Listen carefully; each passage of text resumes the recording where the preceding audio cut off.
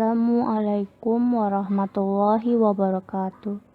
Dalam video kali ini, kami dari kelompok 3 akan menjelaskan materi mengenai pengendalian biaya, yang mana akan dijelaskan oleh pertama dengan saya sendiri, Marlina, teman saya Siti Nusulistio, dan Niwayan Wiwik Kurniawati. Baik, kita mulai saja. Saya Marlina akan menjelaskan tujuan akuntansi biaya. Adapun pengertian akuntansi biaya merupakan proses mengidentifikasikan, menguantifikasi, mengakumulasikan, dan melaporkan berbagai elemen biaya yang berkaitan dengan produksi barang atau penyerahan jasa. Objek biaya dalam proses ini dapat berupa produk, jasa, pusat pertanggungjawaban, daerah pemasaran, dan lain-lain. Tujuannya yaitu pertama mengumpulkan dan menentukan biaya, mengetahui biaya total dan biaya per unit tiap objek biaya. Informasi ini digunakan untuk pelaporan pada pihak internal dan pihak eksternal organisasi. Kedua, menyediakan informasi bermutu dari manajemen, digunakan sebagai pedoman perencanaan, pembuatan keputusan, dan pengendalian organisasi. Selanjutnya, sistem akuntansi biaya. Sistem akuntansi biaya ini terdiri dari dua sistem. Yang pertama, sistem biaya tradisional atau historis.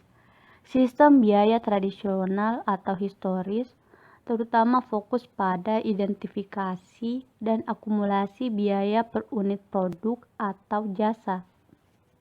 Sistem tersebut digunakan untuk menghitung nilai persediaan dan data biaya harga pokok penjualan atau jasa yang diberikan untuk pelaporan keuangan eksternal.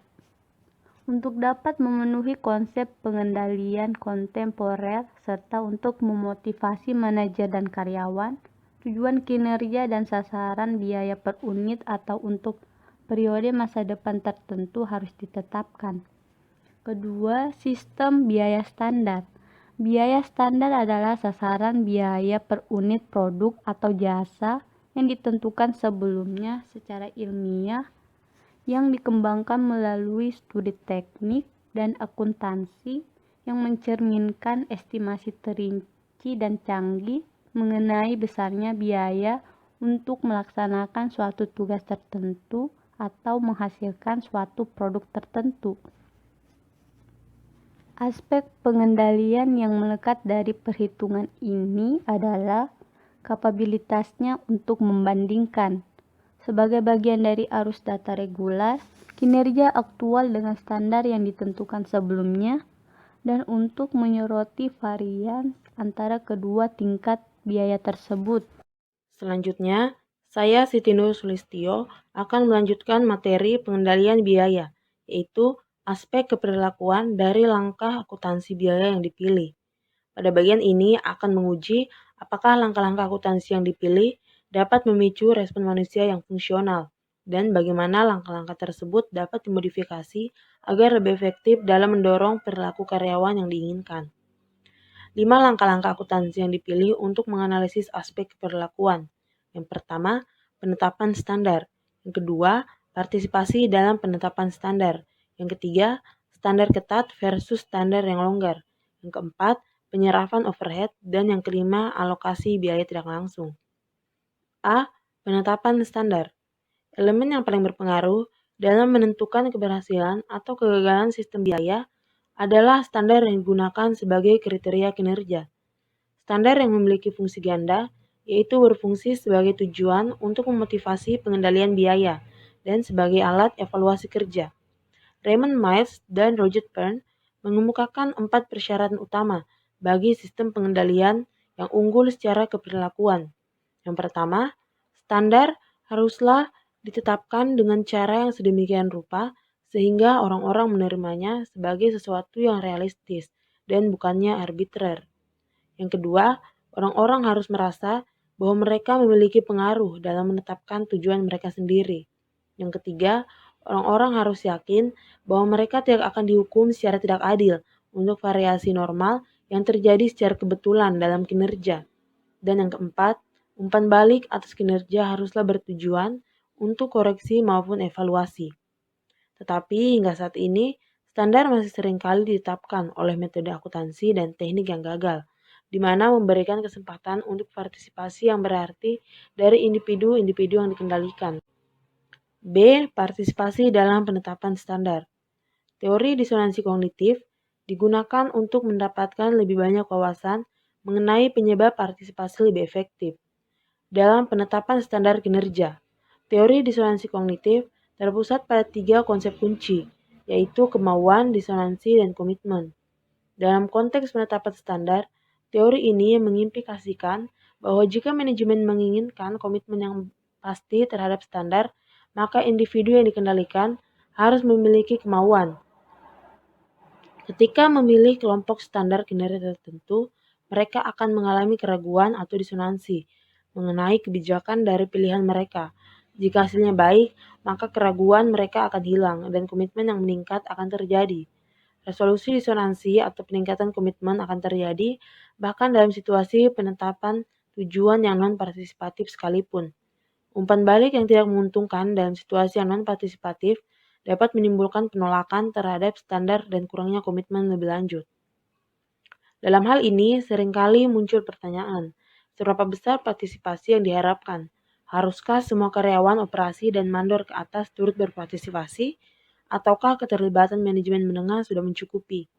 Jadi, tingkat partisipasi yang ideal bergantung pada pertimbangan produksi dan manusia, serta akan bervariasi dari situasi ke situasi.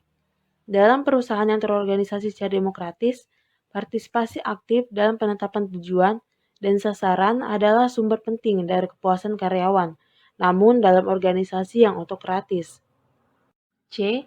Standar ketat versus standar yang longgar. Untuk berfungsi sebagai alat motivasi, standar yang digunakan haruslah tidak terlalu ketat dan tidak terlalu longgar. Standar yang ketat adalah tantangan yang berguna atau penghargaan intrinsik hanya bagi mandor dan manajer yang termotivasi oleh kebutuhan akan prestasi yang luar biasa. Sementara itu, standar yang longgar tidak memberikan manfaat motivasional apapun karena standar tersebut begitu mudah dicapai.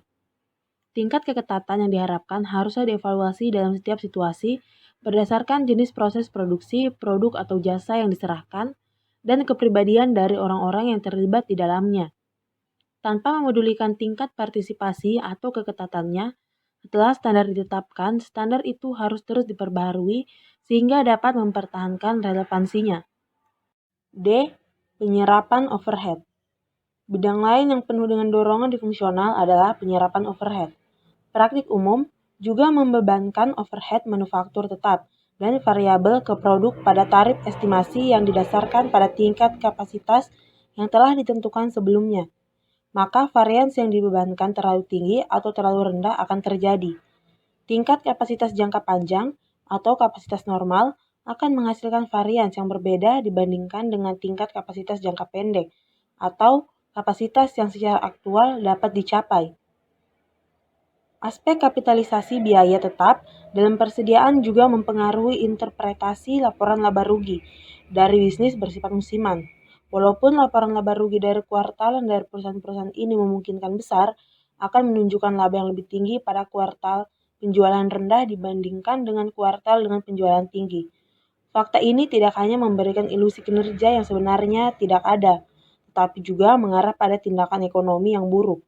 Mereka dapat kehilangan motivasi untuk memperbaiki kinerja dan mengabaikan informasi yang membingungkan tersebut sama sekali. Undang-undang pajak penghasilan juga memberikan dorongan untuk menggunakan tingkat kapasitas aktual yang dapat dicapai sebagai penyebut dalam perhitungan tarif. E. Alokasi biaya tidak langsung.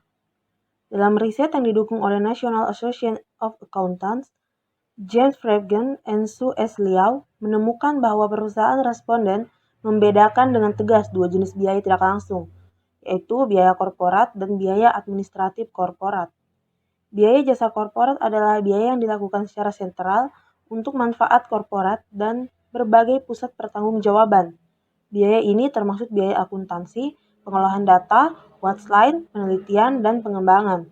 Sedangkan biaya administratif korporat adalah biaya yang diperlukan untuk mengoperasikan kantor korporat.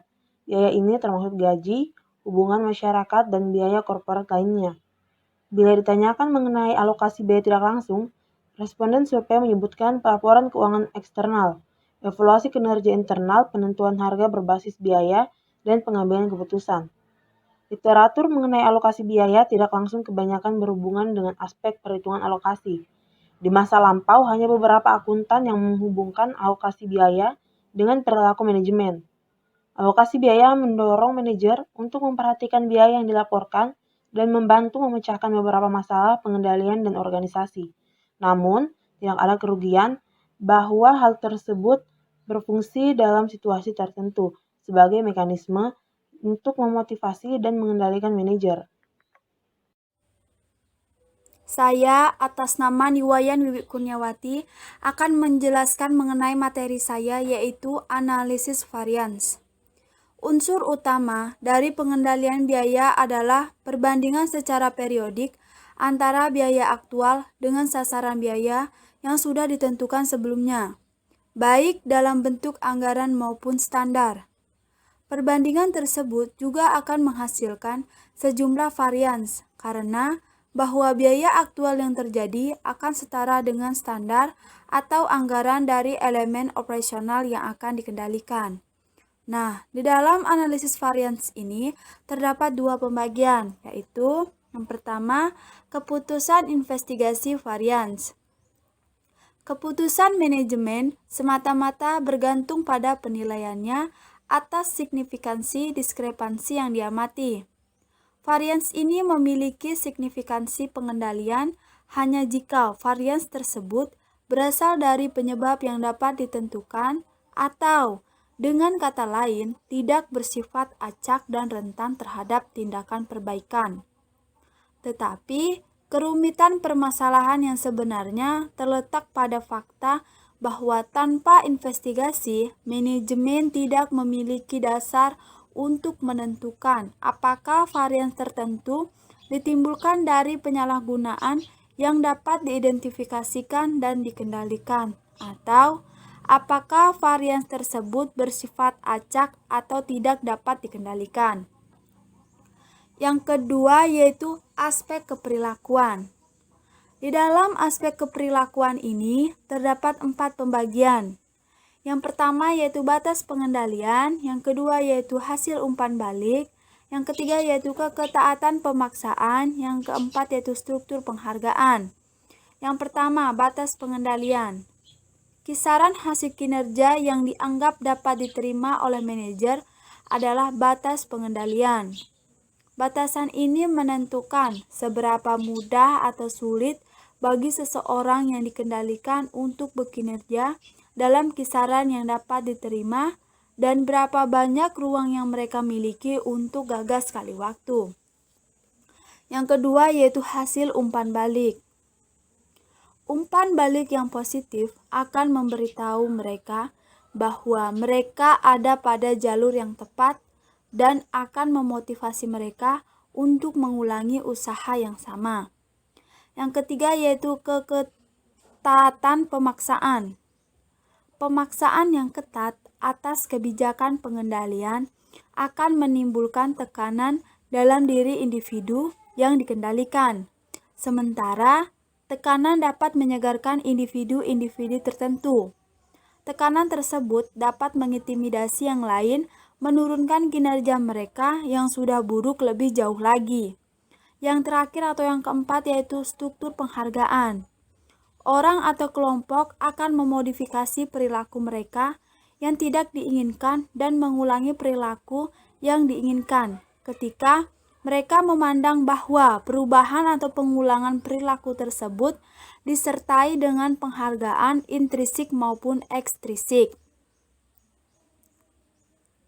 Baik, itulah tadi materi dari kelompok kami yang berjudul tentang pengendalian biaya. Kurang dan lebihnya mohon dimaafkan. Terima kasih.